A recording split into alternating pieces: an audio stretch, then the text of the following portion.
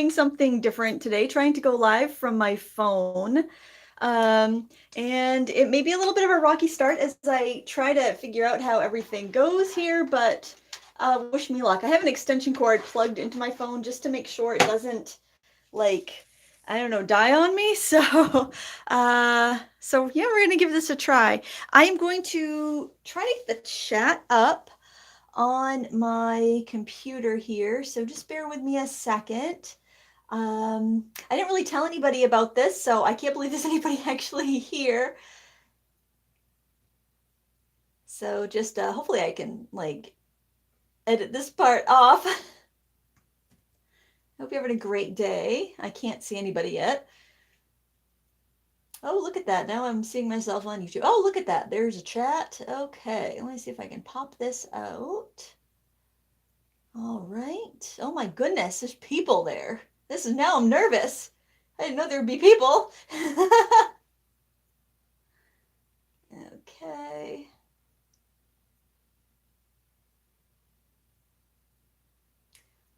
All right. Oh my goodness. Oh, hi, Sheila and Marika, Nanette. Oh my gosh. Kelly, wonderful. Oh, thank you for joining. Lynn Cooper's in the house.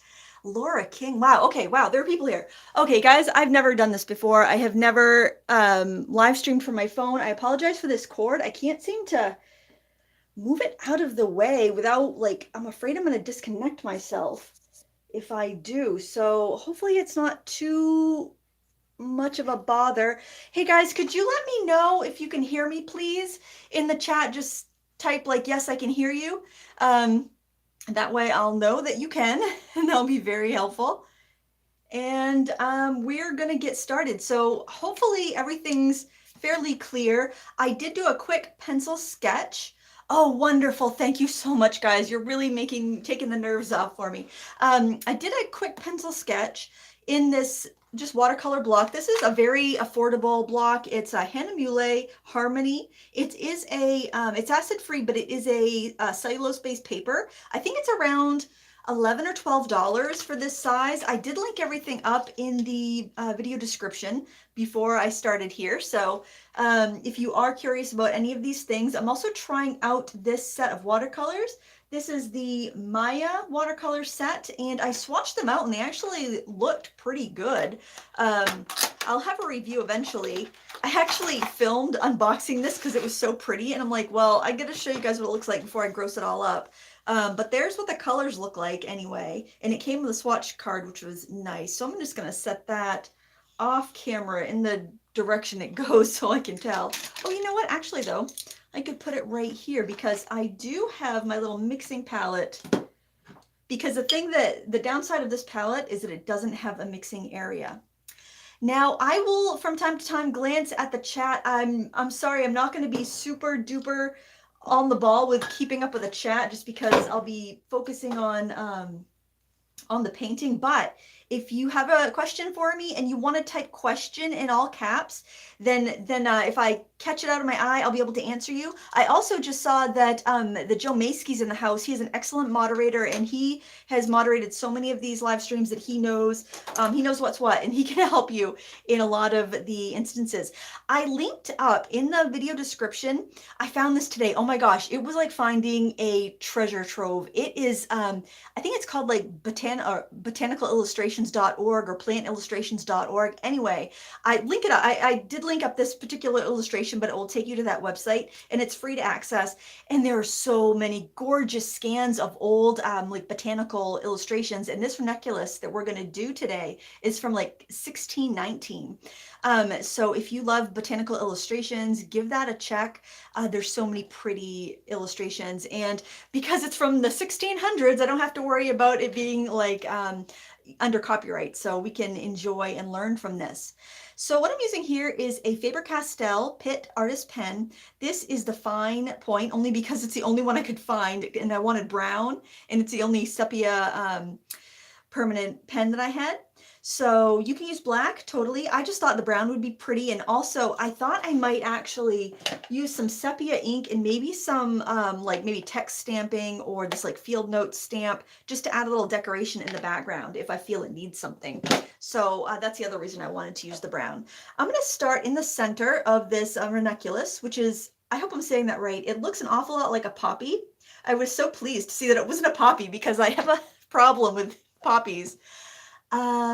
Naomi asks, are they okay to use as references? Free to use as references? Yes, absolutely. They are from they are in the public domain because they are over 75 years old and have not had a copyright retaken out on them.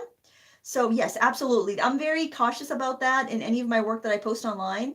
I was super bummed because I thought I had one of, I can actually show you briefly, I think. It's not exactly like the reference, but I had done this crocus. Hopefully, I'm going to see if that shows up. But I was bummed out because I thought I was going from a vintage botanical illustration, but it wasn't 75 years old. So I couldn't show the tutorial where I did this. So I'm super careful. And this time I'm being super careful of checking before. But I love those types of illustrations. So I drew the center of the flower and then I just did some dabbing, some stippling so that it would have that texture. We're actually going to do a lot of the work with the pen. So then I'm going around the circle and I'm kind of scribbling a little bit. Oh, we got a spam call coming in on my other. I'm actually using my old phone because I just upgraded and I thought, what can I use my old phone for? And I am going in and just adding a little bit of like a scribbly texture around the center circle there. And if you wanted to just like print out, like download and print out that image that I linked to and trace it, go right ahead. I just did a very brief pencil line sketch. I don't know if you can see that, but just so that I would have a little bit of a guide. And I'm sorry, I know my hand is probably in the way. I'm going to try to hold it at an angle. And hopefully my phone focuses well. Draw the petal there. Draw another little petal here. I like to just get a basic sketch in, and the reason I do that is, for one, it takes the nerves off a little bit as I'm teaching you guys, and also like if I've got petals that are overlapping, I don't have to worry so much about them intersecting with the pen. All right. I just glanced up at the chat. I'm so rusty when it comes to live streaming, but I've wanted to, but they changed something on YouTube, so the encoder that I used wasn't like compatible anymore, and I didn't know what to do to make it compatible. Cinnamon Cooney, the art sharper, and her husband helped me set it up like to begin with, like I don't know, 5 years ago or something, and it's like I can learn something once, and as long as it keeps working, I'm good.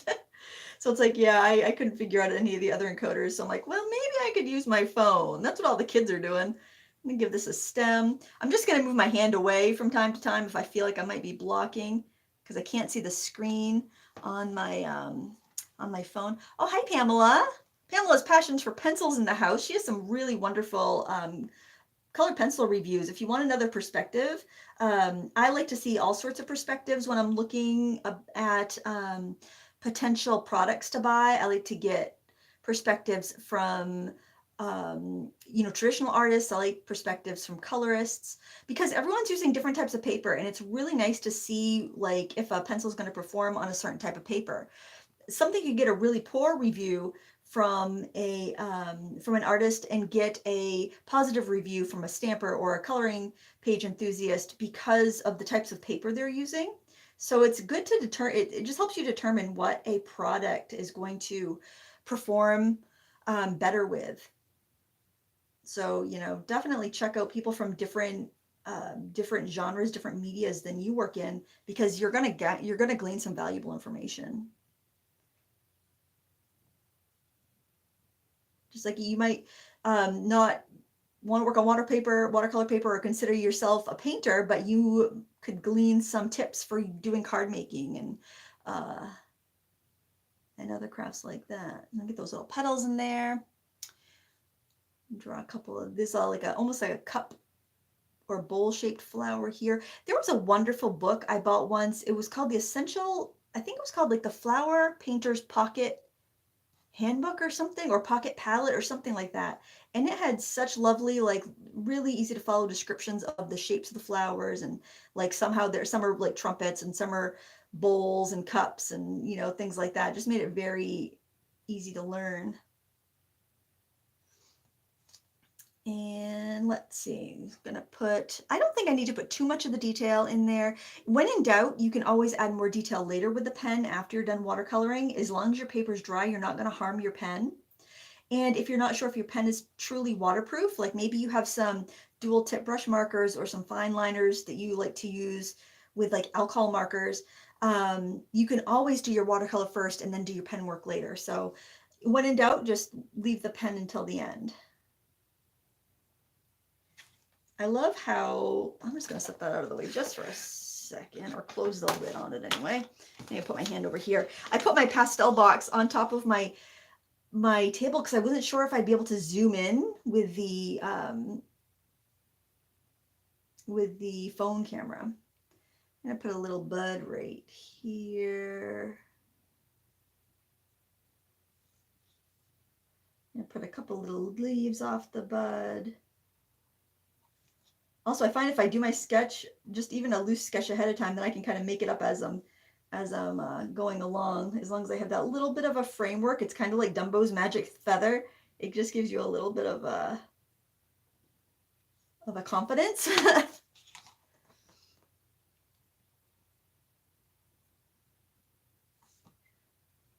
I'm learning all sorts of new technology stuff today. I saw a little button on my blog when I was publishing a post yesterday, and it said add a podcast episode to this post. And so I'm like, hey, why not? I clicked the button to see what would happen. And it brought me to a website called Anchor. And you could either have the website like read your podcast, I guess in like a computer voice or something, or it would like bring your blog post up and you could just read it.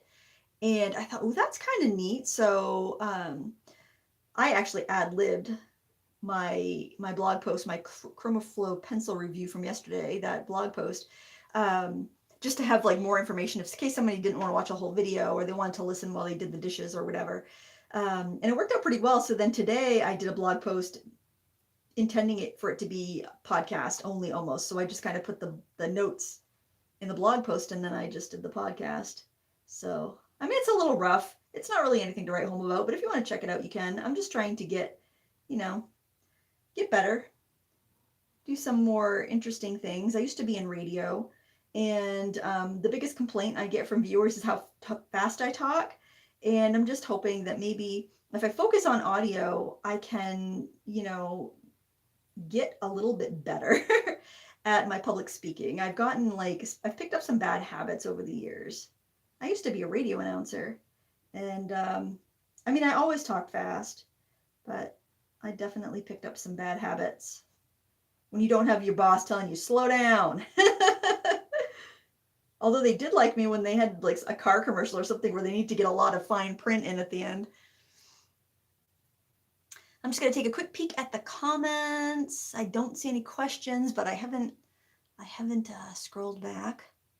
Oh, I want to mention the reason I'm using the Pitt pens is because I find they're a little more durable than the microns for working on watercolor paper. They don't seem to skip as much, or I don't feel like I'm damaging them like I do sometimes on the when I'm using a micron, and I just feel like I kind of drain and ruin those microns on this paper. So I don't know if it's because the nibs are a little bit bigger on this or what, but I also find, like, and I'll show you here, we'll add some detail to this little bud. I'm just going to turn it upside down. So, oh my gosh, I hope this is the right side up, guys. Well, it should be upside down right now because I just flipped it around. But I find that with the pens, if I use less pressure and just kind of flick, I can get a thinner line. But if I try using like a fine line micron, I just feel like I'm killing the poor pen when I'm using it. So just want to use just a feather touch, and you can get like almost like shading with your pens. I'm just going to keep moving my hand away. Hopefully, maybe if I tilt it, I'm just going to stand up and see. I can't really tell. So I kind of press my pen where I want it and start it where I want the line the darkest and just kind of flick it. And when you're doing veins or shading on a petal, you want to look at the contour. So if you were doing a shading line in the center, you'd be going straight. But as you start to work out, you're being influenced by the contour of the petal. So keep that in mind. You don't just want straight up and down lines. You want it to kind of be with the curve. So we've got this strong curve here because we're seeing like a 3/4 view of that petal. So we are going to start it strong at the top and we're going to flick it in. If you look at the reference image on the that I linked up, you'll see it's the bottom right hand corner of the because there's like 4 different illustrations on that one page. I think it's the bottom. I cropped mine already so I wouldn't get confused. You'll see that there's much more color at the top. Now we can do a lot of that with a pen, with the paint, but when we do a bunch of it with a pen, it just it makes the painting a lot easier. And if you're someone that's more familiar or more comfortable using a pen than a paintbrush, you can really get a lot of control here, and then the painting is really easy. And these were very transparent. I swatched them out with a black line under the paint, and they were very transparent. So I was very, very pleased to see that. Just giving a little bit of shadow at the bottom, just little flicked lines.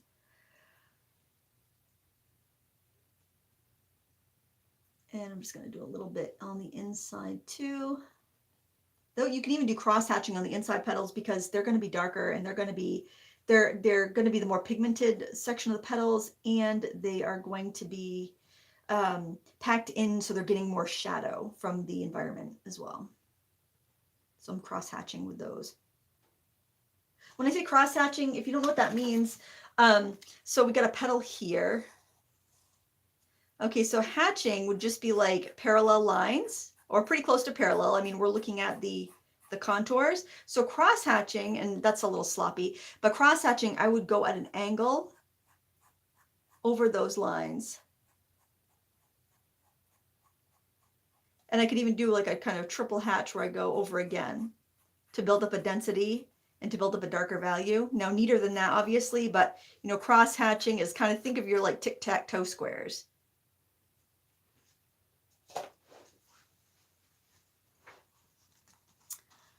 Okay, yes, Joe's mentioning the line weight differences in the microns. Microns do have much more variety. And it's probably I was choosing pens that were a little too thin. I just find that these just feel more durable. It's probably due to them being thicker. And I'm adding some shading to some of these leaves back here. Oh, I'm so glad. I don't know how many people are here now. I can't see that page. But I'm super glad some of you guys showed up. That's awesome. I didn't know if anybody would come, but I figured, well, it's a good learning experience to do it when you don't have a lot of people waiting and expecting anything. All right, I'm going to put just a little bit of shadow on this one. Now you can go in after your ink is dry, and you can erase over with just like a soft eraser to remove any stray pencil marks you might have. I would do that before you do the watercoloring. So here, for just a little bit of toning at the base of the petals, I'm using a super, super light stroke, feather light stroke, just to get a little bit of a shading. Not as dark as I would use on the outside of the petals. And I'm starting my stroke right in towards the dark center and pulling it out. I don't think I'll put too much detail in the center, even though it's going to be dark, because I can do paint. I can do that with a paint. There's a really pretty Payne's gray in this set that has a lovely texture to it. That's a little on the cool side. I think would be really nice for that. And I don't use Payne's gray very much, so it's a nice excuse.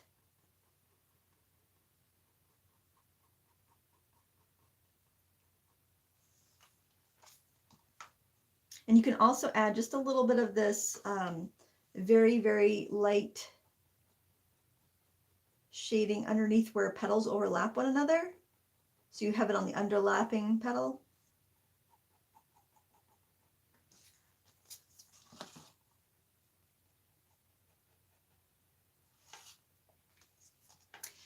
Okay, and now we're going to do the darker tones on the outside of the petals like we did there.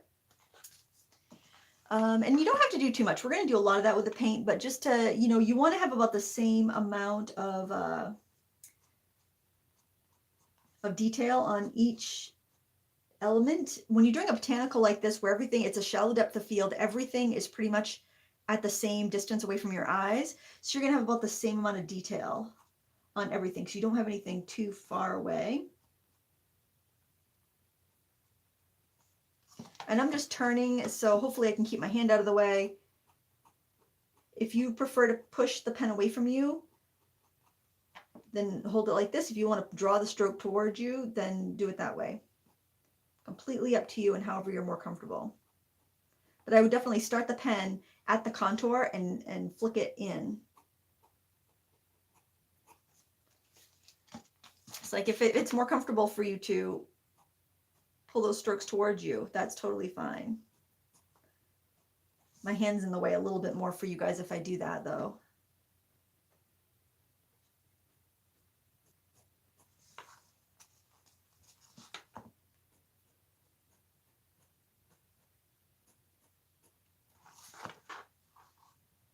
It's so nice to see everybody everybody chatting.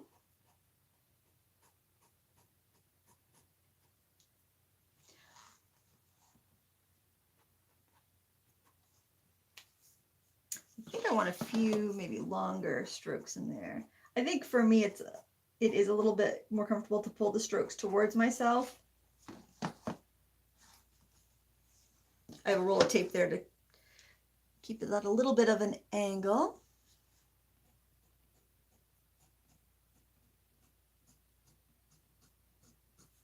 You can also, if you have like a flower that doesn't really have any striation in it, you can still use this technique to do the wrinkles or the veins in the flower.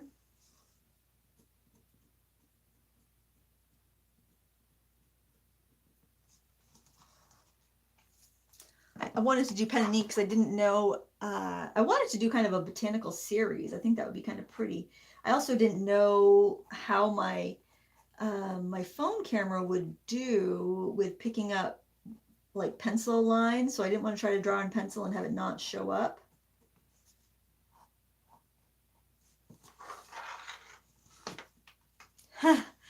Thanks, Joe. Yeah, I had to use the pastel box as a riser. I don't know, maybe I can zoom in with the camera phone. I've never used the camera phone other than recording one YouTube short for that sort of thing.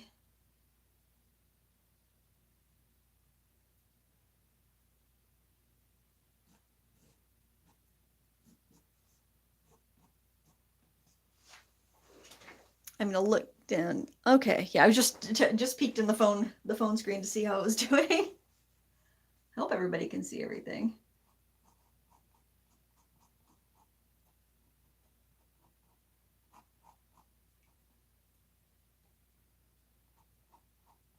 And you can use your common sense too for shading if you know, you want to add some depth, add some shadow to it to push it back away from something.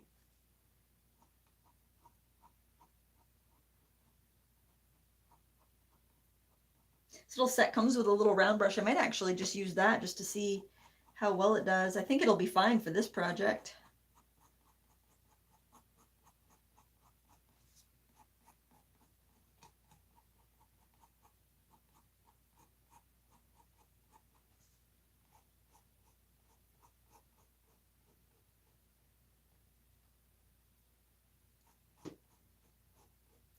There's been I saw somebody talking about ceramic mixing palettes.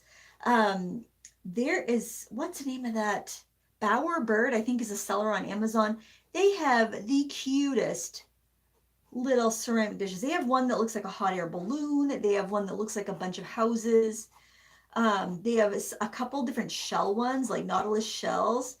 They are so cute. I have really had to resist not ordering them. I have this one I don't use very much, and then I pick up like the little white trays at the Dollar Tree when they have little tiny trinket dishes. I have a feather one I really like, and I've got one that looks like a milk carton, and it's really cute. But man, they've got so many cute porcelain palettes, just mini little porcelain palettes. I linked to the rose one here. That one's pretty affordable. That one's $12, and it's from Meaden. The Bowerbird ones are more expensive, but I think they're bigger though. I think they're like 5x7 or 7x9 or something.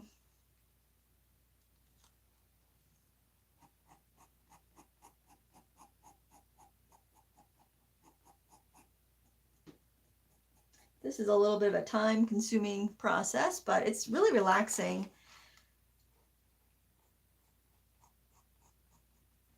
I'd like to build up my collection of the botanical books that Dover offers, but I'd like to see them in person to buy them, just to make sure that, you know, they had, you know, that they, you know, see all the illustrations to see if it was really something I would want.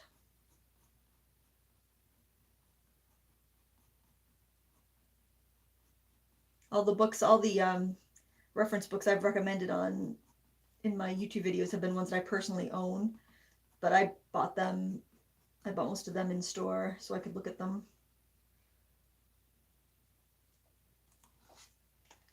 All right, I'm gonna add some shadow to this guy. A lot of shadow on the back side of this guy. Hopefully my hand's not getting in the way.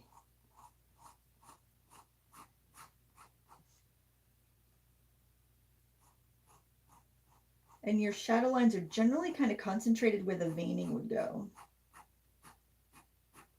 And you could spend a lot of time on this if you wanted to.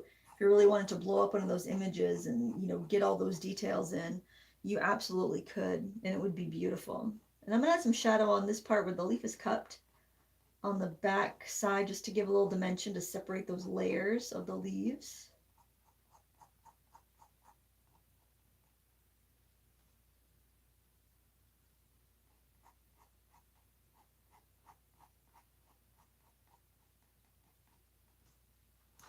I love the little roots. I love like botanical illustrations because they usually include like the bulb or the roots. And this one just looked like a squid to me. I thought it was so cute.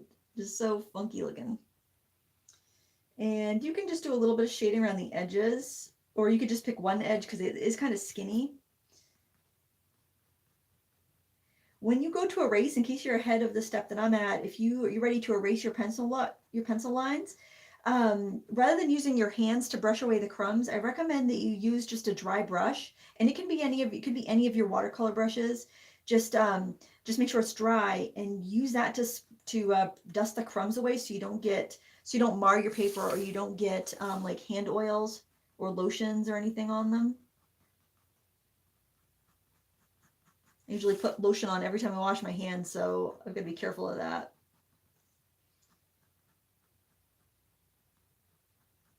Anytime you have something overlapping, you put the shadow on the thing underneath. And this is also a good way to disguise if you've got like if you had a line that went too long and kind of made a bit of a sloppy mark.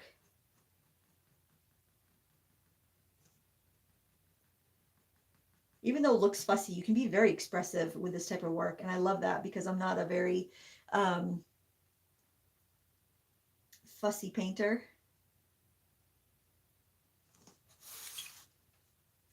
And you can add a few more like tentacles in there if you want to. Darken that guy up. And make him longer.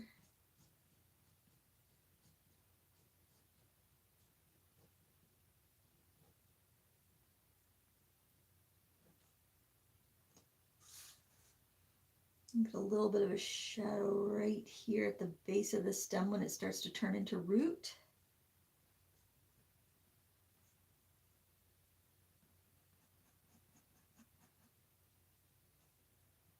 Does the picture quality look all right, guys? If you could just pop in the chat, yeah, it looks okay.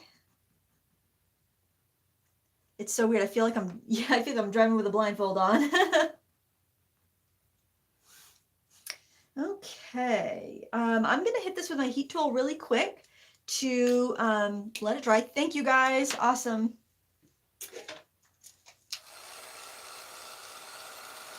I've been waiting to publish to premiere a long card making video where I was using a bunch of chipboard up, and it has been having a really hard time processing on YouTube, and I reached out to their customer support, which I think I was talking to a robot. But I just gotta wait longer. But man, that's been up for over a week waiting to be processed. So I'm looking forward to sharing that with you guys when that's ready. Oh wait, why am I dusting this? I haven't erased anything yet. Good grief, guys. All right, so I get these at the Dollar Tree. They're just white plastic erasers, and they're super gentle on your paper versus like a pink pearl, which can be kind of rough. and versus a kneaded eraser, which can actually deposit oils onto the paper. So this is my preference. Tombow makes a really nice eraser. Stapler does, and so does Factus. So any of those brands are fine. But the good old white ones from the Dollar Tree also work wonderfully. It's the same stuff, it seems like. So just go over the whole image and remove any of those stray lines. Yeah, all the cool people end up at Lindsay's. I love that. Oh, and if you're watching the replay and you're wondering, what the heck is she talking about? You can enable the live chat. You can watch it back so you can see what people were chatting about. And for those of you guys that are chatting, the live chat does stay permanently with the videos. So don't say anything you don't want to be preserved for posterity. Now, I wonder if I can zoom in. I am kind of curious about that. I'm going to try. Ooh, oh, hey, guys. Oh, my gosh. I can zoom. Oh, I can zoom. I'm moving this thing so I don't have to stand up and hover. Oh, guys, I learned something new today. I can zoom. I can zoom. I call it zooming when I take the dog to the school and I let her loose in the ball field. And I say, okay, Penny, go do your zoomies. And she zooms. Ah, oh my gosh. I am basically Bill Gates. Is he yeah, he's a famous computer guy. I am basically a Silicon Valley wizard. So there you go. You got tech problems? Let me know. I can help you out, apparently. Look at that. I can zoom. Oh, I'm gonna be so proud of myself all day. Okay, now I just can't move very much because because now I'm zoomed in nice and tight. All right, what are we doing? We're looking at this thing. This is the package that these watercolors came in. And look, I did actually some cool and warm mixes. Well, I might as well do a little mini review because some of you guys might want to purchase those. Really no mud with the cool and warm mixes from just like those cool and warm primaries. And the swatch for the black, I'll just show you that. Because it's a weird palette, oh, awesome, I can take the lid off. Great, I learned something else new, guys. Took the lid off. Because see how the palette, you've got two, then you've got one that kind of crosses two layers, and then you get two. So for the ones that cross two layers, I just colored across there like that. So I made that kind of like into one swatch, one swatch, one swatch, one swatch to represent those four colors.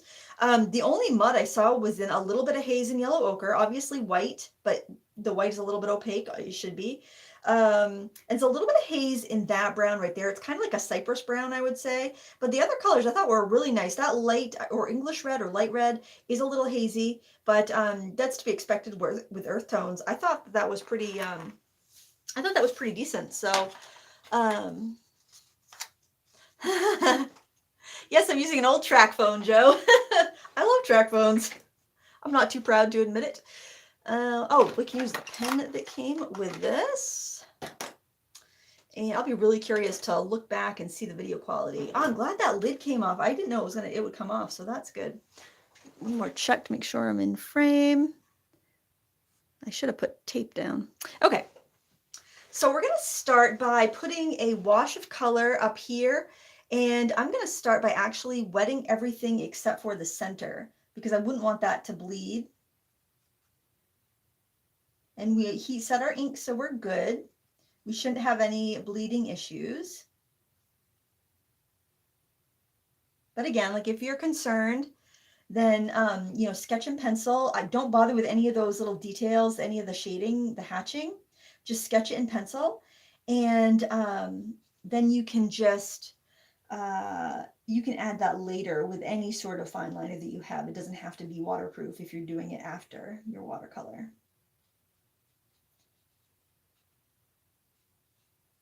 So what I'm doing here, and this is not like expensive paper, I want to get a uniform sheen. So not too shiny, not dull. And then I'm going to use a little bit of yellow ochre.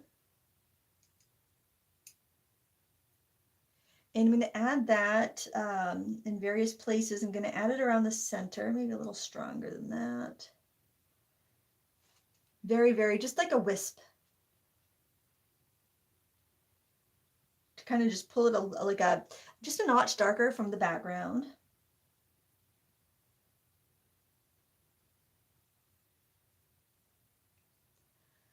little bit under here. Oh my gosh, guys, I'm so glad this streaming worked this way because I was having a really tough time trying with the new upload procedure in YouTube since they switched from the classic.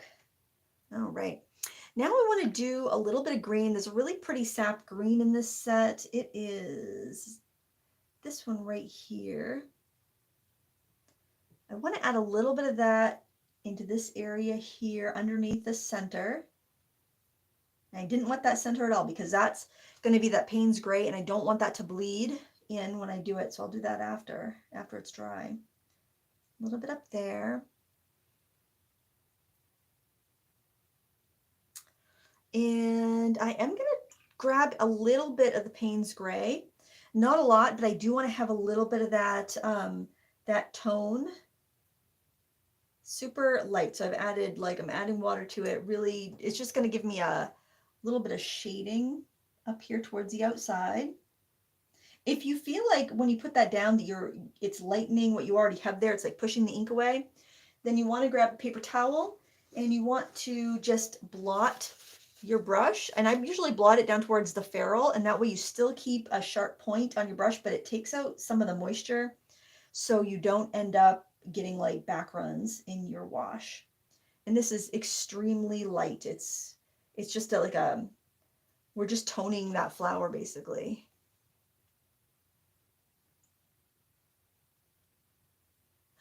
Oh my gosh, you guys can see the live chat on the screen? I didn't know that.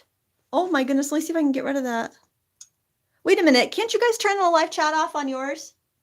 I think Vicky's asking, can the live chat be removed?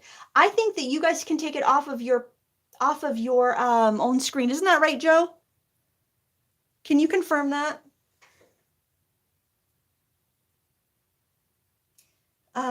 Yes, you can hide you guys can hide the chat yourselves, right?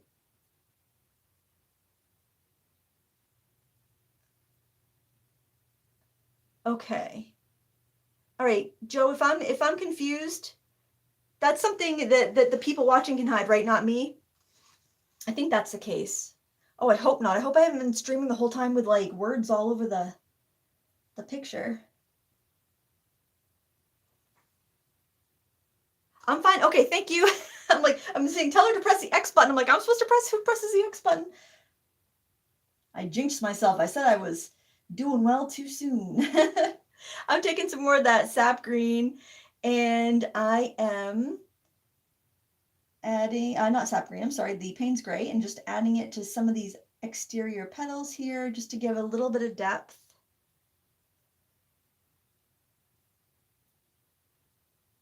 I was worried there for a second. That makes sense though, because I've done that before. I've been watching other people's live streams and the chats come up and I've moved it. Like turning my phone would work with, like, if I turned it so that it was upright, it would make a smaller player, then the chat would be down below.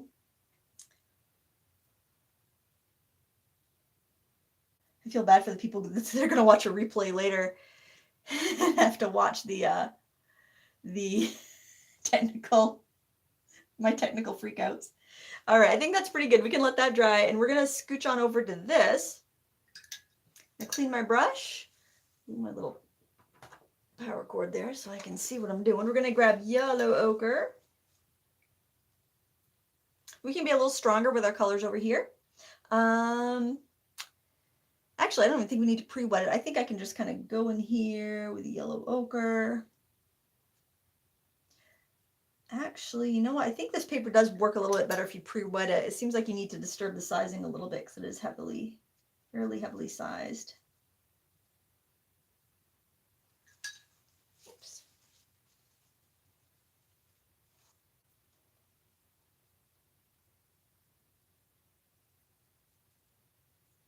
There, just get a nice little coating on there. Grab the yellow ochre. This brush actually isn't too bad that comes with that set. That's pretty nice, especially for a technique like this because it comes to a nice fine point.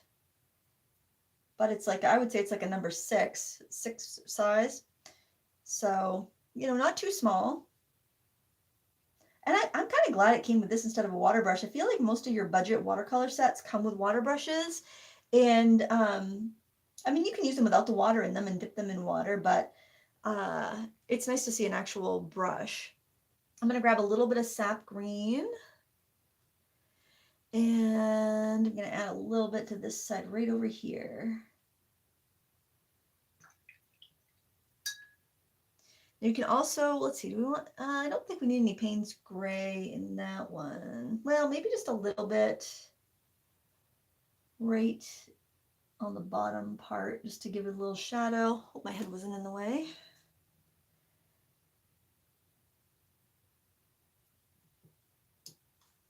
I'm gonna get the extra moisture out and put it right over here.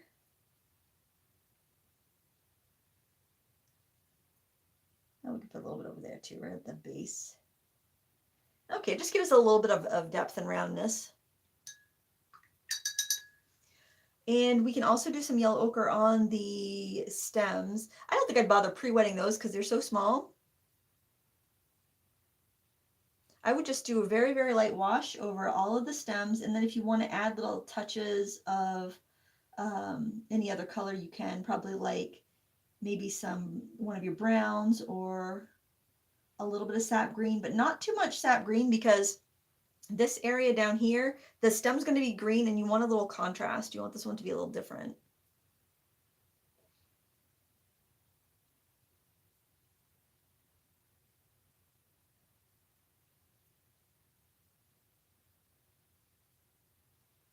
Yeah, this isn't a bad little brush. It feels very lightweight. You can tell it's not an expensive brush, but the bristles are fine. They're just like a white Taklon.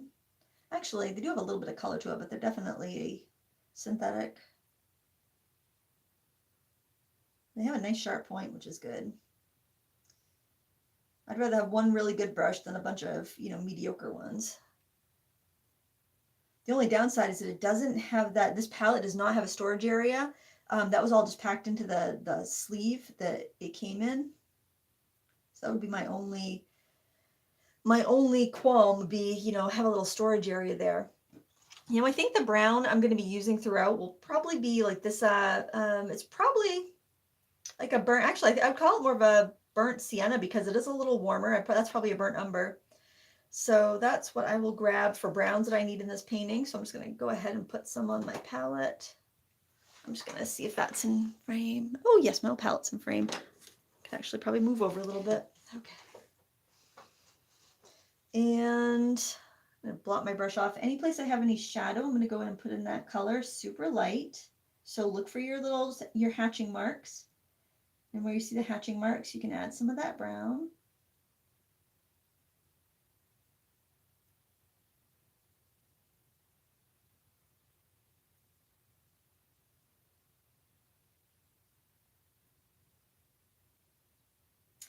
And then I'm going to grab some sap green, and I might want to add a little bit of the Payne's gray to it to get it a little bit more, and mix that right into what I have left for Payne's gray, just to kind of take the yellow down a little bit.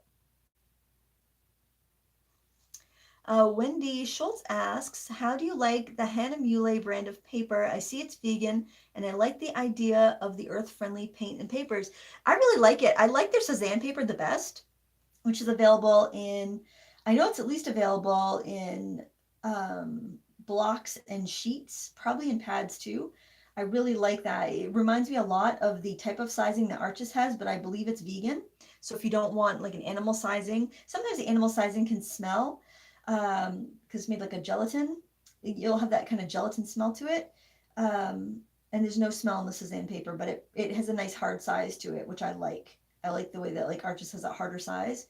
I like Fabriano too, but Fabriano does have a vegan size, but it's not as, it doesn't have as much sizing in it as say Arches or the Cezanne.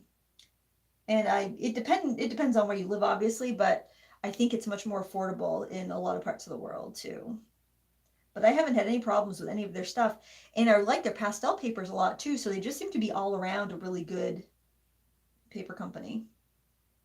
And I could see her question really well because she did at the Frugal Crafter, and it gave me a nice orange bar. So So that was handy. That was handy if you guys want to catch my eye, or if Joey sees something that should catch my eye, he can at me and I can see it.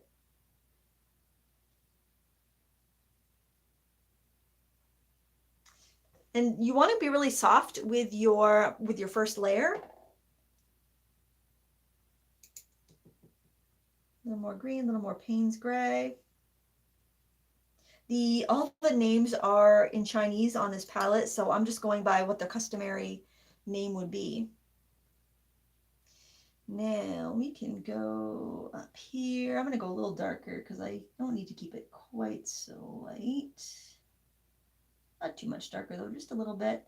You can go and actually even put in your darker area. Not as dark as your dark shadows will be, but you can put in a darker area. And then you can just kind of blend it out to the edges with just water or with a lighter tone.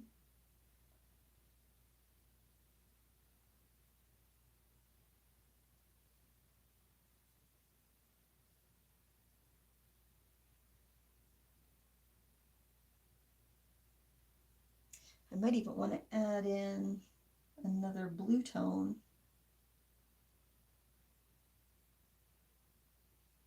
I like to start by putting my paint in the darker area and then just spreading it out. Oh, okay. Joe's got a couple questions he's holding for later. And I saw Wendy asked if I stretch my paper. No, I typically don't. I used to, but that was also back when I was using thinner paper to save money.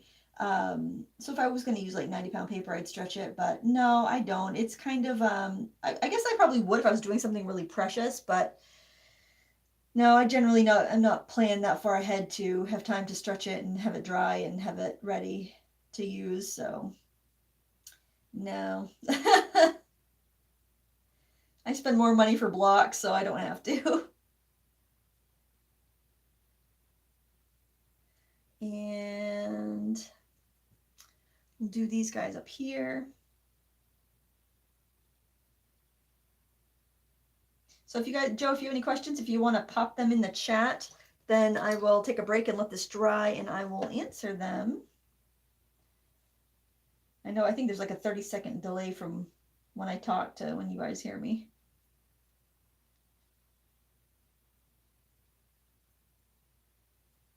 All right, let that dry and I will see if there are any questions. I'm going to just scroll back and see if I've missed anything. And I'm just really quickly scrolling for the word question.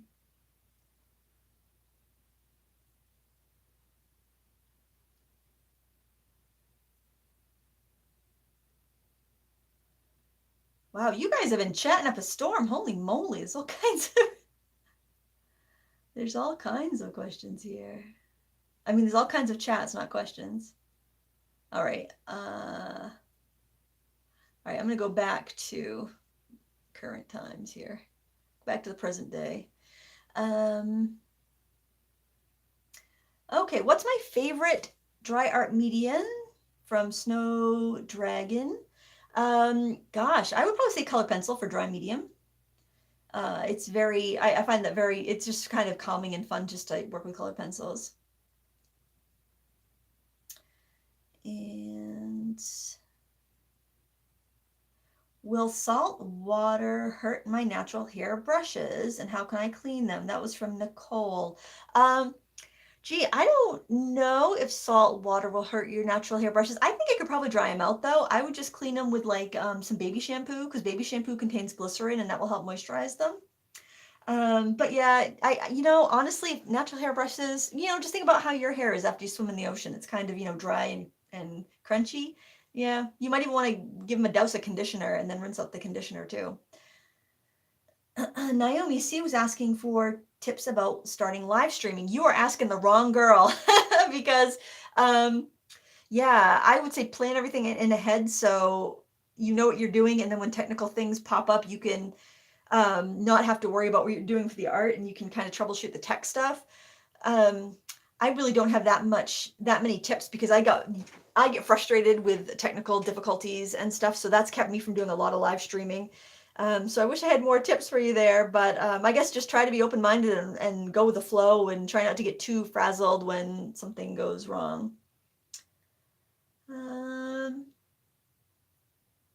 All right, I think we're caught up. So now we are going to go with that Payne's Gray, and we are going to give a wash over that center of the flower because everything should be dry. Just kind of feel it with the back of your hand, and if it feels cool to the touch, then it's probably not dry yet. I also feel a dry part of my paper and see if they feel the same temperature. As long as it doesn't feel any colder than the dry part of your paper, you should be good. So I'm going to take some Payne's Gray. And I'm going to add that to the center. I'm starting off by putting it in pretty light. And a lot of this can be personal preference. If you like just a little hint of color, that's all you have to do, but you can go stronger with it. Now I'm going to pick up some of the color right off the pan, and where I had put the stippling, that's where I'm going to add that darker color.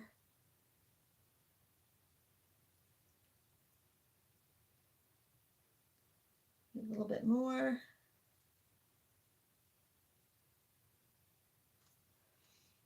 Just build up that color.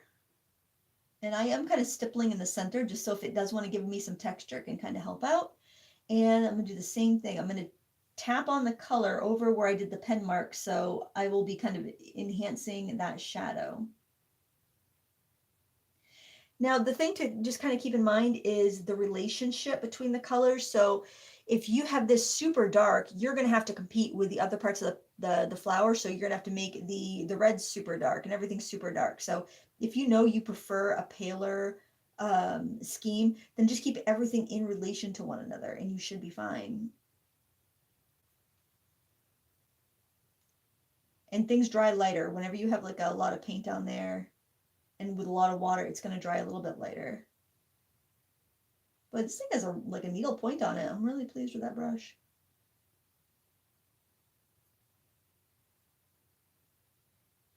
If you need to remove some color, what you want to do is just rinse off your brush, dry it off really well on your paper towel, get all that extra water out, and then you're going to use that brush to drink up the extra paint that you don't want.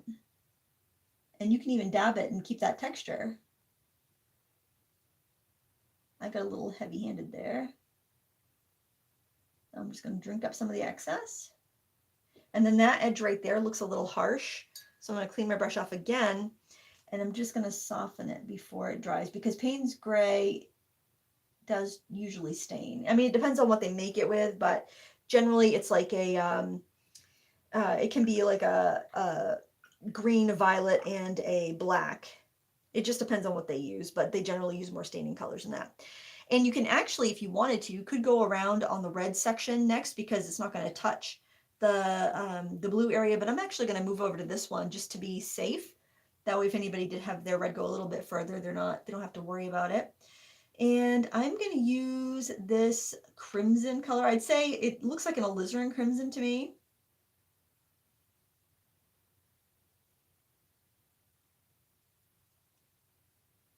And I'm going to start with the petals in the back. So I'm going to tip this so you can kind of see how my brush is coming in.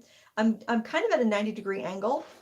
And just like I did with the pen, I'm just going to kind of flick in that color. Now it's going to be pretty, and the paper's dry. It's going to be pretty dense in the back, and that's fine.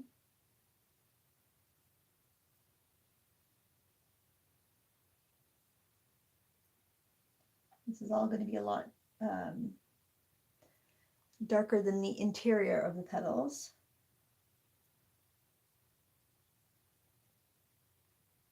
And I think I'm going to add a little Payne's Gray into that. I'm just going to go ahead and pick some right up on my brush, right from the pan so I don't get a lot of extra water. And I'm going to add that in here at the bottom just to give it a little bit of shadow, so that when I add the red to the tips of these flowers in front, when this is dry, I will have a little bit of contrast. I'll have this, like the inner parts of the petal kind of pushing away. So we got to let that dry so we can skip back over here I'll clean my brush off, and we can come back over here and work on these petals. Myself a little bit more paint in the hopper. Make sure you don't have any beads of water on the ferrule, because what can happen is you're in here and you're doing your best work, and then I'm turning it upside down so I don't put my hand in that. And then you can end up like having a bead of water swoosh down and then like ruin your picture. So just kind of keep that in mind. So the edges of your petal have a little bit of color, so you can very carefully kind of flick that down the edge. Another thing you can do if you're a little nervous about getting into that edge is you can make yourself a little line, okay, like that, and then you're gonna pull the color from that bead you just put down. Easy as pie, guys. Now you're probably thinking, oh no, I can't see my lines anymore. When this dries, you're going to be able to see them. You get the reflection on the surface of your paint that's keeping you from seeing your pen lines. So don't worry about that. I'm just peeking at the chat. All right. I'm always concerned that like the screen will have gone blank and I will have no idea, and I'll be painting for like an hour and not even realize it. You guys are my eyes and ears.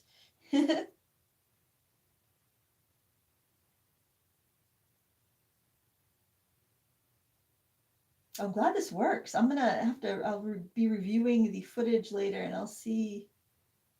Well, I'm probably getting a little too much red in there, but that's all right. I did go a little heavy on the red, but that's all right. Red's my favorite color. I'm not mad about it. Now I'm going to move over to another petal that is not right next to the one I did, because I don't want to work on this one and have that paint leak over. So I'm actually going to very lightly trace the edge with the tip of the brush. Thank you, Marisa. Will yell if there's a problem. And I'm just going to flick in now. Those lines that you put in with the pen are going to be helpful, because you're going to be able to see that your pen marks, your ink marks or watercolor marks are going the same way. And if you don't have watercolors, you could do this with markers. You could do this with drawing ink, liquid watercolors. I think it's really smart if you're not sure if you're going to like a medium, but you like a project, if you just do it with what you have, and just expect that it might not come out exactly the same. So give yourself a little bit of permission to have it not exactly like the person you're following along with. But it's better to see if you even like a technique before you go and spend, a bunch of money buying supplies that you might not like you might not like the technique after you do it. Even if it is only like, 30, 40 bucks, it's still, if you don't like the techniques, there's no point in spending money on it. This one here, we get a nice, I think we got a dark line on this side.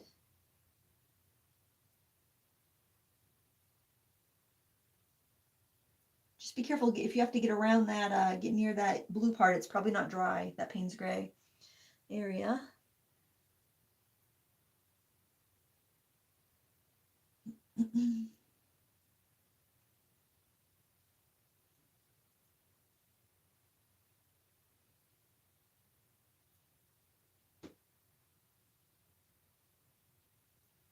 Oh, that's pretty. I think this is going to be really nice. Now look how dark, when we mixed the red and the Payne's Gray, look how dark that ended up. When it dried, those colors really made a nice dark tone in there. So this actually feels dry to me. That dried really quick. Every petal is touching another petal that I need to get to there. So what I'm going to do is I'm going to come over here and I'm going to start working. And I don't think I'm going to bother anything that I've already done there. I think I can honestly just kind of start here at the edge too. Just kind of bring those strokes down. You don't have to be too fussy with these. A heavier stroke at the top and just kind of flick it lighter as it comes towards you. I do want to give this one a little bit of an edge just to help bring it apart from the one in back. Don't be afraid to turn your paper. The consistency of your paint should be not watery, but not really thick. It's kind of like a medium consistency, kind of like I would say milk, kind of like a milk consistency. I like to have a few longer stripes.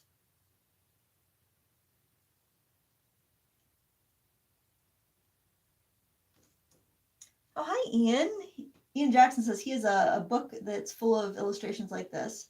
If it's a really good one, please share the name of it, Ian. I was just mentioning that I wanted to find some books like that, but I don't like to recommend a book unless I have it. I don't like to buy a book unless I can see all the pictures to make sure it's something I like. Now I feel like I want some more color in this flower. I'm gonna put in a little bit more red from the top, but I'm gonna do some yellow, some green rather, from the bottom as well. Maybe I'll even add a couple thicker, darker stripes at the top too, although you don't see as much on this one on the closed bud as you do on the open one. And I don't want it to compete with that open one, but it does feel a little undone right now.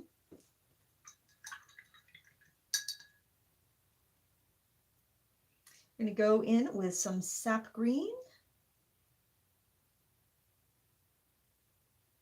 When I load my brush, I kind of pull it through the paint and give it a little twist, and that gives me a nice sharp point. Can you see that? How it just kind of is like a razor sharp? And I am going to just flick up some lines from the base of the petal with the sap green. My brush is at a 90-degree angle with the paper. Now, if I feel like it needs a little bit more depth on the inside of the flower, like this big open area, after it's dry, I can do some of the same like flicking motion with some yellow ochre, and that will help it. And you can add some of that to the leaves as well if you want while you're at it.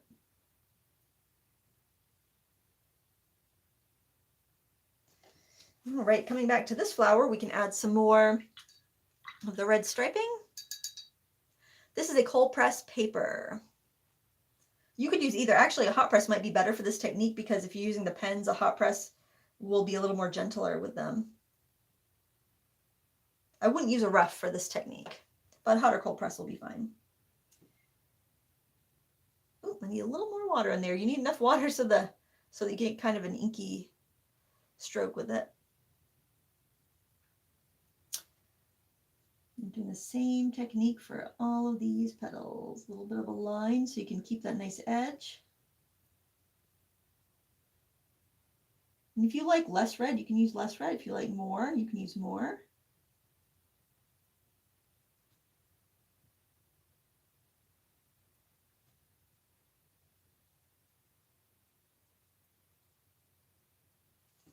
It's fun to paint the flowers in your garden when the weather gets nice. And there are some really pretty ones. Oops, I'm probably out of frame there. There are some really pretty ones that almost look like they're batik. Like I've seen some petunias and some roses that kind of have that really white, almost looks like a white wax resist. And that's how you would paint them. You would take some like a white crayon or a clear crayon or a hunk of wax, and you would you would color that wherever you would see the white on the flower. And then when you went to paint the colors, you would have that beautiful wax resist, just like the plants look like in those batik flowers.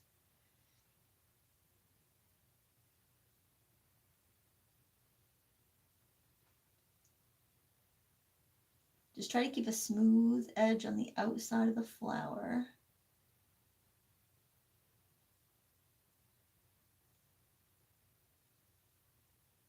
A little sloppy there, but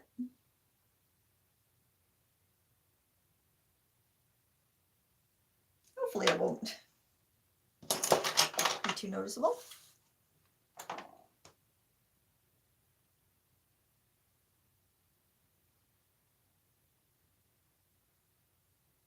was wondering if the microphone on the phone that I'm recording with would be any good, but it was like, oh, does it have a microphone? It's like, it's a phone. Of course it has a microphone.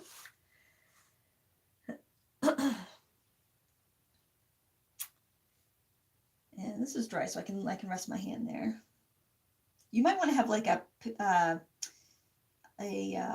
piece of typing paper or something handy, piece of tracing paper, anything you could put under your hand just in case you have to rest it on the paper like I'm doing.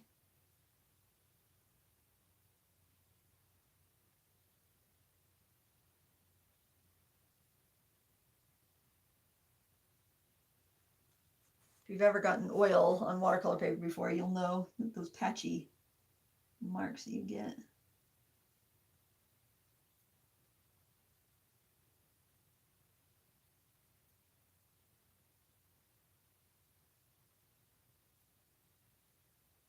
go a little bit darker in there. It got sloppy, so I need to shore up my lines a little bit.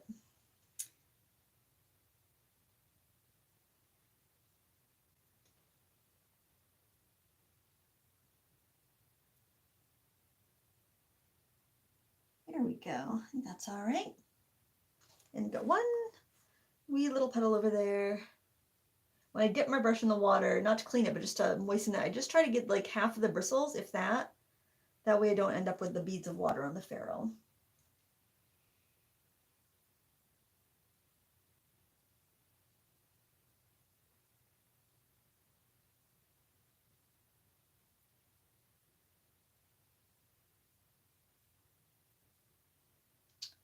All right. Now I'm curious if the center of that is dry yet. I'm not quite dry yet, I don't think. So now we can go onto the leaves, and we want to mix up. I'm going to see if the Payne's Gray is blue enough, because I don't want to bring in another color at this stage of the game. So let's grab some Payne's Gray. And we're going to mix that with the sap green and less water this time, because we want it pretty strong.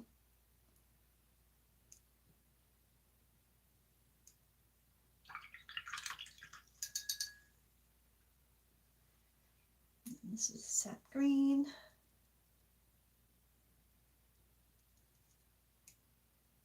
Oh, by the way, I just saw Rhonda mention Sat Chat. Maisie had her driver's test yesterday and passed, so both of the twins get a little freedom because one of them has a driver's license.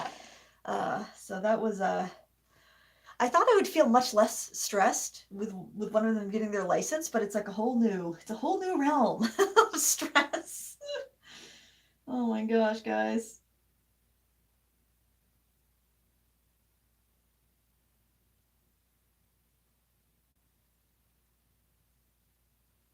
That's a nice color. That's kind of dark, but I'm gonna spread it out a little bit.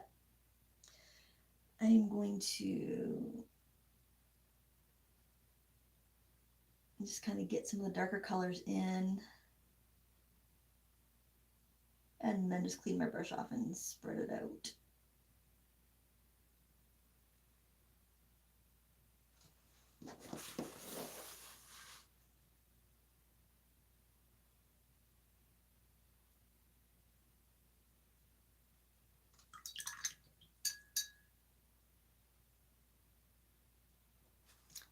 Using my paint to the right. Okay, can you guys see that all right? I should move my chair over, because I think that's what happens. I think I start leaning over to the left, and then actually move this whole thing over. There we go. Okay, that should be better. Oh, this makes a pretty color. This sap green and the Payne's Gray makes this beautiful. Oh, it almost looks like a forest green or like a hooker's green dark. That has a lot of pretty texture to it. I'm wondering what their formula in their Payne's Gray is, because it's got a beautiful texture. But it's not like our typical burnt sienna and ultramarine blue. It's definitely cooler in tone, but it does have a really pretty texture to it. It's not as dull as an indanthrone blue either. It's pretty. I like that. All right, let's go over to this one, that guy there. Going with our dark first, which we've got dark in here.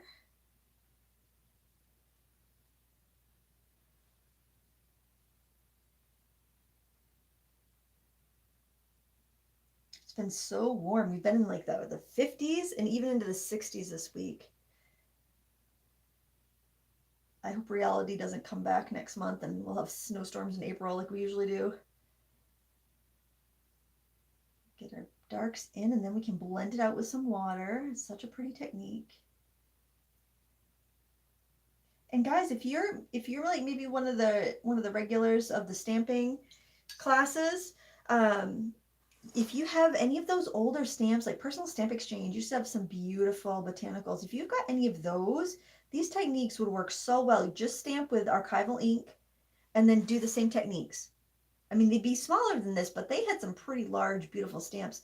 Also, Stampendous has those jumbo cling stamps that would be beautiful with this technique. So if you have any of those, you can definitely do this technique, and you could add more embellishment to them with like the striping and stuff. If say, you know, there isn't that much detail in the stamp, you can add that detail. Once you get that framework down, it's very easy.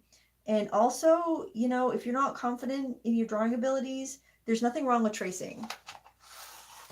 You will get there. You know, if you want to learn how to draw, you'll get there. Don't let it keep you from enjoying painting. I'm going to darken up our stem here.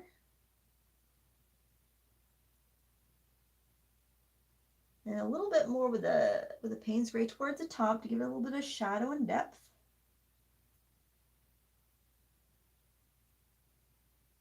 Oh my gosh, I just kind of step back and look at this. This is fun. This is pretty. I hope you guys are enjoying it. Guys, I have to say, if you are Facebook users, you got to check out Joe Maskey's group live show. Well, actually, he calls it Lindsay's Frugalites now. There's been so many awesome paintings. I popped in. You don't go on Facebook too much, but I popped in last night, just like kind of. I think I was, you know, nervous scrolling, waiting for my teenage daughters to get back from, you know, a trip to Taco Bell, and I saw the prettiest carnations from so many people that shared their paintings, and I was like, oh my gosh. I posted a little carnation tutorial last week, and I think that tutorial has had more people do it than any other ones, and it's just so cool to see everybody's rendition. And I love it because everyone's looks a little bit different. You can see people's personalities in the artwork. So Joe Maskey, the moderator here, he runs that group, and there are so many nice people there. If you want someplace to share your artwork, check that out. It's really nice. Sometimes, like, some groups on Facebook can get nasty. I have never seen anything nasty in that group ever. Which I think is so crazy that some like crafting groups on Facebook get nasty, but like there's some that I just can't even go in anymore because people just get so wound up about things. They get so judgy about other people. It's like, man, just let them do their thing. Let people create how they want to create.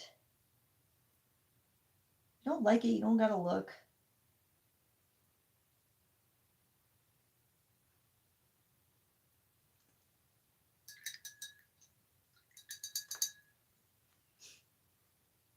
You're very welcome, Joe.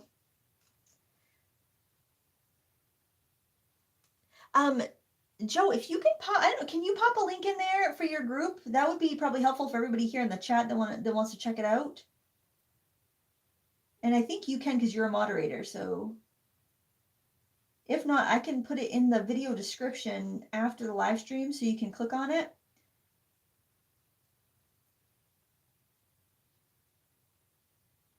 Now I'm just taking some of the sap green on its own and brightening up the edges.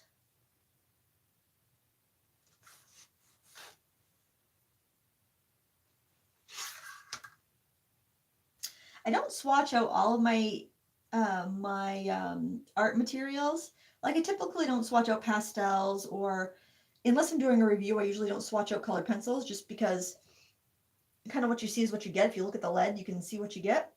But I do with watercolor and watercolor pencils because their looks can be very deceiving. If you look at like the pans and the colors that actually come out, like you could be very confused about what's a purple, what's a blue, what's a black even, because if your colors are really transparent, they're not going to show up accurately in the pans.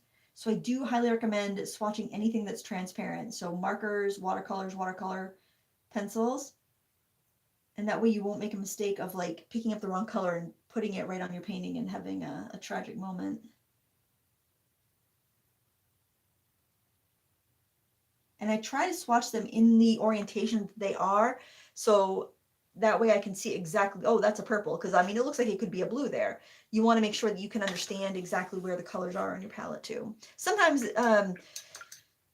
sets will come with a swatch, but they're not configured like your palette. So it's really tough to discern what is what.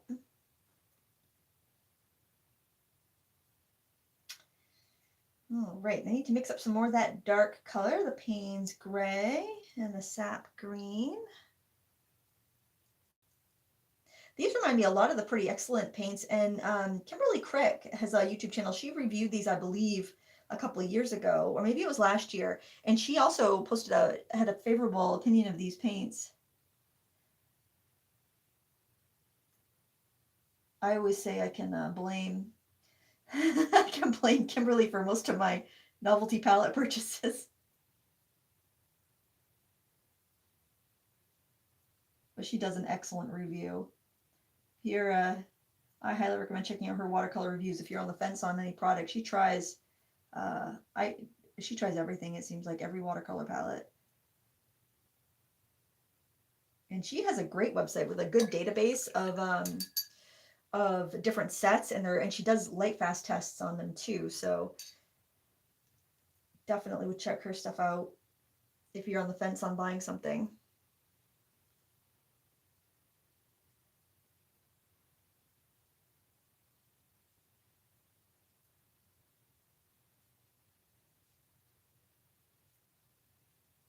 And if you find that when you're done, your picture just lacks a little oomph, you can always go in with like a colored pencil and add a little bit. Or maybe if you were a little nervous, maybe you're shaky and you don't want to do the striping, you can always just do the light washes with watercolor. And if you decide that it needs something more, grab your colored pencils or your markers. I think colored pencils would be a little easier to control, and then just do them with that. There's no law. You can do that. I'd probably recommend, I do love Prismacolors, but I'd probably recommend a drier pencil for that, just because then you won't have any waxy glare. So like the Koh i Noor is a nice dry pencil. The Soho from Jerry's Outer Rim is a nice dry pencil. Let's see what else.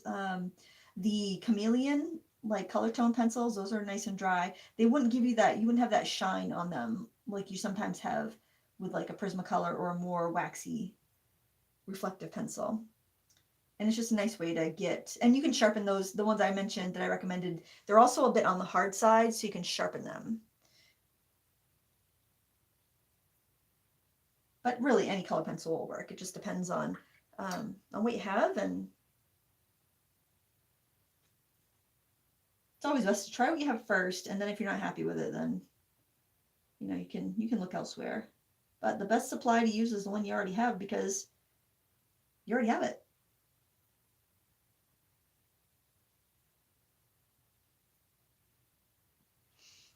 All right, boy, this is coming along. We'll take a quick peek in the camera.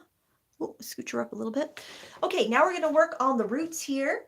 And actually, that would be a really good one to do with a colored pencil, just because you could impart some texture if you wanted to very easily. But since we're doing watercolor, I'm going to stick with this. I'm going to grab a little bit of that burnt sienna or burnt umber. Either of those are going to be fine. Van Dyke brown, that's fine too. And I'm going to start with the dark at the tips of the root, and I'm going to flick them up. Kind of dry brushing because I do want a little bit of texture.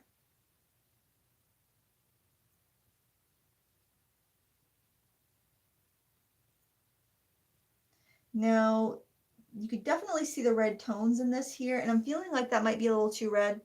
I'm going to take some Payne's Gray and mix that in, and kind of get myself a more dark, kind of more like what a burnt umber would be, because to me it just felt a little too red. And those are those judgments that you'll make once you put something on the paper. If you're using a different brand of paint, like if you're using a Winsor & Newton burnt sienna and I'm using an M. Graham burnt sienna, we're gonna have different results. So if you're looking at your picture and you're like, well, Lindsay said to use this, but I don't think that looks quite right, go ahead and tweak it. Everybody has their own way of making paints. Some companies use PR 101 for their burnt sienna, and others use PBR 7, the same as burnt umber, but they just process it so it's a little bit redder. So if you have a paint that uses PR 101, it's going to be much redder than one that uses a brown pigment as its base. So make sure it's pleasing to you. And if you like the look of something else more, then do what you like the look of. Trying to give a little bit of a more graceful look to these roots.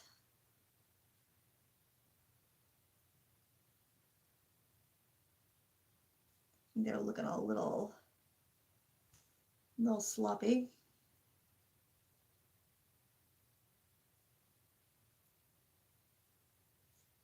And you can always take breaks. Like if your eyes are getting tired and you can't see the detail and you just feel like you can't hold the brush without shaking, take a break.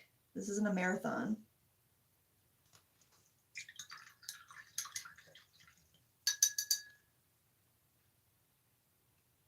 Ooh, we had a troll. Somebody blocked a troll. All right, I'm gonna add a little yellow ochre to this too, just because I feel like it needs a little bit more life. Yellow ochre is one of those magic colors that just, I feel like when you add it to something, it just sweetens it a little bit. That's a little too much in the middle though. I am gonna blot that. I'm gonna get a fresh paper towel though. Fresher anyway. There we go, I had a little too much there.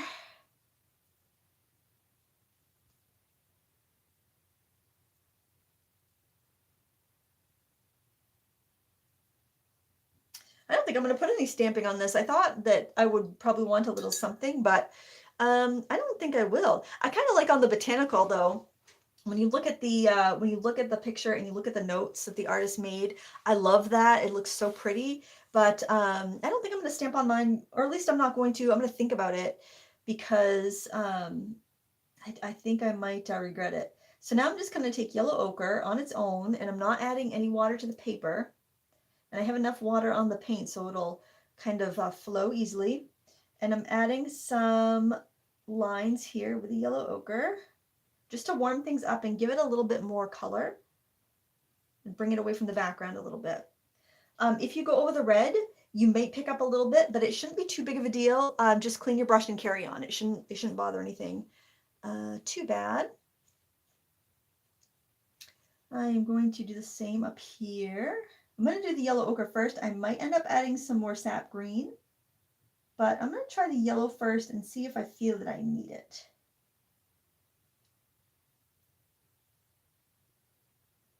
Thanks, guys.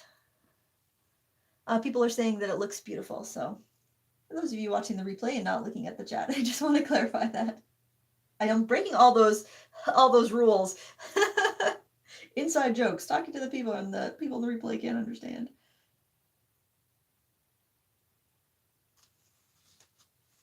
If you get too much, just hit it with a paper towel. That will lift up the extra. I probably went a little too heavy with the yellow ochre there, but oh well.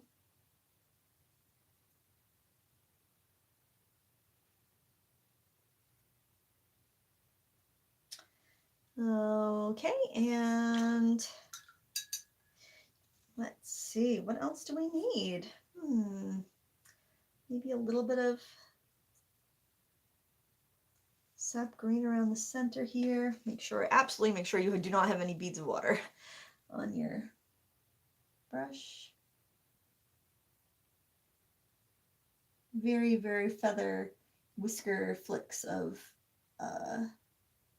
sap green in there. You should barely notice it, really. If you guys have any questions before we go, please pop it in the chat now. Use the word, you can go at thefrugalcrafter to tag me, so it'll give me a bright orange bar that I can see. But if you have any questions before we go, because we're finishing up here, just put them in the chat now, and I will spend a few minutes going through them. And you guys can always add more layers to this if you want to, but I think it's pretty well done. If you're good at like handwriting and you can do calligraphy, you could go ahead and do like the name of the flower. I would refer to the name on the print that I linked to, because my spelling is atrocious. I wouldn't even trust what I put in the title, to be honest. And you could definitely do that. You could do some stamping. The stamps that I chose that I thought I was going to use, I have this one that says, maybe if I hold it over, you can see it says Field Notes.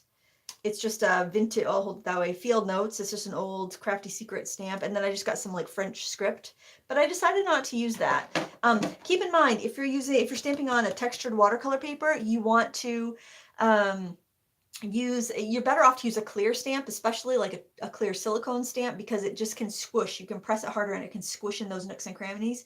The red rubber ones are going to skip a little bit on the textured surface. So if you're on a hot press watercolor paper or a mixed media paper, it'll actually stamp a lot better. You can definitely do this technique in your mixed media journals. We're not using tons of water at any point, so it shouldn't buckle your paper too bad, and you probably don't even need to tape it down. I'm going to take a look for questions in the chat. And let's see. Sheila was asking about the light fast qualities of this paint. I don't know. I need to look on their Amazon listing. I did link it up down below. They might have that information there, but all the packaging is in Chinese. So the swatch it comes in, it's all in Chinese. So I don't know if it indicates, but if it does, I can't read it. But if I find out about it, I will put it in the review when I get around to reviewing these. Gina is wondering about the best cardstock for watercolor. Bristol. If you pick up smooth Bristol board, or actually even vellum Bristol, whichever you like the texture of, that can handle watercolor. Not as much as watercolor paper, but it's cheaper, more on lines with cardstock, and you can do some watercoloring on it. But I would say go with a watercolor paper if you want to put a lot of layers and do a lot of techniques. Let's see. How do you like the porcelain palette that you're using? Wendy asks. I really like it. I wish I remembered to keep it on my table so I'd use it more. I think I am going to leave this out here, but porcelain is the best to mix on. If you any porcelain, even a white plate from the Dollar Tree is great. So find one you really like the looks of, and you'll love it. It's so much nicer than plastic to mix on. I'm just kind of lazy and usually just use my tins, but this I could take the lid off and that worked well. This had a clear lid and I didn't want to mix on that because I wouldn't be able to tell my colors very well. I'm just going to scroll back because I think I might have missed one. Oh, I guess not. Well, let's see if we have any others. Are the pans removable? You know, they're glued into like I can take out I think I can take out this, the little plastic piece. It's, they're in like yeah, I'm going to move my painting just out of the way for a second in case I drop these on there. They're in a, they're glued. Can you see the glue on the bottom of that? They're glued into this fairly rigid, fairly decent plastic thing. So, you know, you could pop them out. You could like rip them out of there, but they are glued in place. And they're cut at an angle. They're half pan size, but they're cut at an angle, so they're not going to fit in other half pans. But when you used it up, if you wanted to refill that with your tube paint, you absolutely could. Oh, somebody says that Hobby Lobby has Strathmore and Canson paper marked down. I think I saw somebody post a clearance, fine art clearance haul on YouTube last night. Nice when you can get some deals. I get enough paper to choke a horse myself, so so I am all set. Let's see, do we have any other questions? Rhonda says, Lindsay, thank you. You enabled me just by the palette. You should be rich from my purchases. Well, hey, I got 3 kids at college age, so I appreciate that. Thank you very much. Thank you, Gina. Thanks everybody for commenting and watching. I really appreciate that, and hanging in with me when I was getting this thing rolling, because this is the first time I've ever done a live stream with my phone. I'll be really curious myself to see how it came out.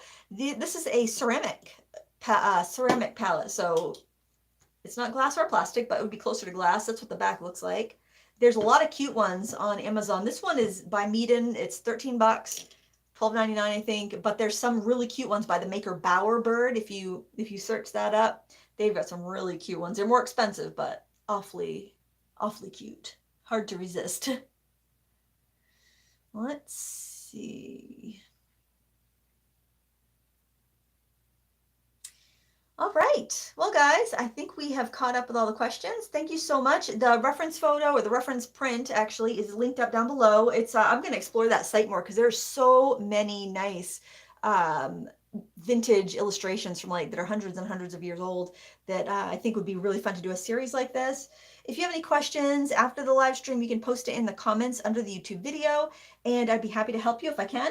And yeah, that's it. That's it. Thank you guys so much for joining me today. Please give me a thumbs up before you go. Those thumbs up really helped my channel. And have an awesome rest of your week and weekend. Now I gotta figure out how to shut this thing off. I'm not really sure how I do that. Oh my gosh. This might be an awkward couple of minutes, so yeah, I don't know. Okay, I gotta take my phone down. Okay, please excuse any awkwardness that is sure to ensue. I'm gonna hit the X button. Let's see.